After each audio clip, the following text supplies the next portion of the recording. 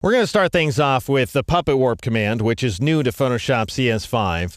And we're going to see how Puppet Warp works in the context of this photograph.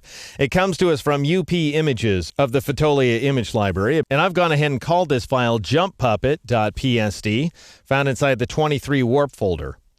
Now, we're going to be distorting this central guy. Part of my problem with this guy is that his arms look a little bit too short to me.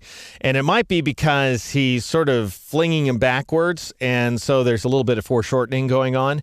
But I want to stretch him out, and I want to stretch his legs too, and make him look just long as heck. And that's something we can do very easily with Puppet Warp. I'm also going to distort this live editable text down here. And we'll see how all of that works once we've extracted this guy and placed him on his own layer. Now, you can go ahead and distort images against a flat background if you want to. However, if you do that, you're going to squish the background and you're going to have all kinds of distortion going on in the background that you're going to have to resolve. It's usually easier to extract the subject of your distortion and then apply Puppet Warp to an independent layer. So I've gone ahead and created an independent alpha channel here inside the channels panel. And you can see it if you click on the alpha channel. It's called Mask. And he appears white against the black background. That way we can select him and not select the background. And I created this mask using a combination of the color range and refine edge functions. And we'll see how to create professional quality alpha channels when we take a look at masking essentials inside the mastery portion of this series. But for now, I'd just like you to load the mask up. So switch to the RGB image and control click, or on a Mac, command click on that mask channel in order to load it as a selection outline. Now I'm going to switch to the layers panel. And normally when I'm working with the mask, I'll go ahead and create a copy of the layer and then I'll apply a layer mask to it. But in this case, we're going to go ahead and jump the pixels, that is the selected pixels, so they're completely extracted away from any background. And that tends to work better. That tends to be the best approach when you're working with the Puppet Warp command. So press Control-Alt-J or Command-Option-J in a Mac, and I'll go ahead and call this guy Jumpist and click OK in order to create a copy of the dude. Now, we got a big problem at this point. He's nicely masked, by the way, so that's not a problem. The problem is there's two of them. So if I move him or end up distorting him or anything like that, then I'm going to leave a remnant of that exact same guy. His doppelganger is going to appear in the background, and then everyone will know I've done something to the image. We can't have that.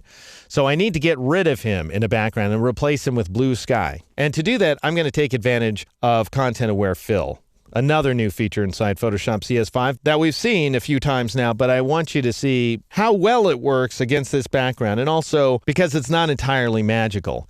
Anyway, I'll press Control-Z, Command-Z on the Mac to undo the movement of that guy. And I want to load back up the selection outline I had just a moment ago. There's a few different ways to do that. I'm going to switch back to sky and grass.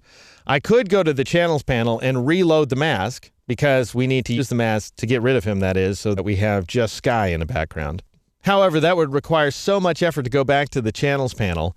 Now, Photoshop provides a command specifically for this purpose to retrieve your last selection outline, and it's under the Select menu, and it's called Reselect. The amazing thing about this command, it's got a keyboard shortcut, and it almost never works. I find it is never available when I need it. I mean, we just had the selection a second ago. I haven't done anything, and reselect is dimmed. Anyway, that's pretty typical. I just want you to know it's there, though, in case one day you find it useful.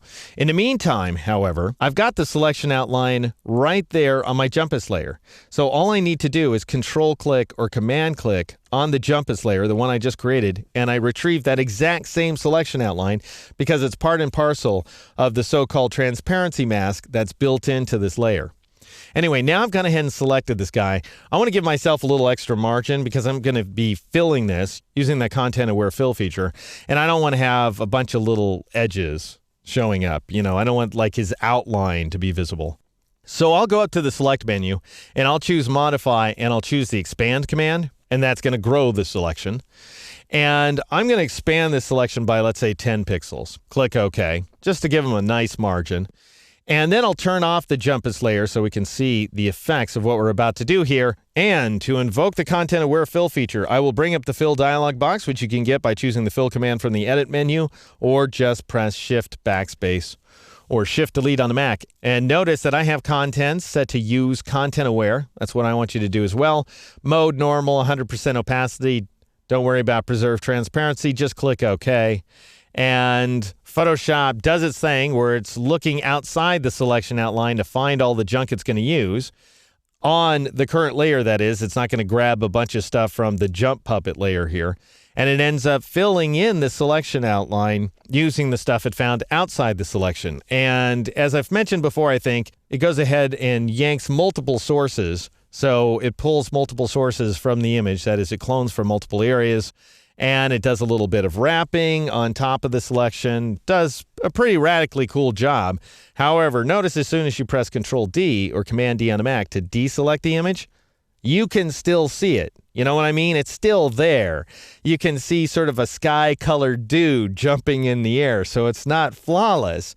And if it bothers you, which it normally would if I didn't have anything else going on in this image, this would be a problem that I have a silhouette of a guy jumping, then I might go in with a healing brush and try to touch up some details.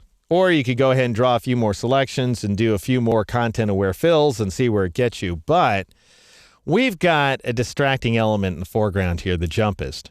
And I think he's going to prove sufficiently distracting that folks aren't really going to be analyzing his background too much, and they're not going to see that silhouette hanging out there in the background. It's kind of like that magician's trick where one hand is distracting you while the other is doing the trick. And you can do that inside imagery as well. But in this case, the subject of the composition is the thing that's going to be distracting the audience.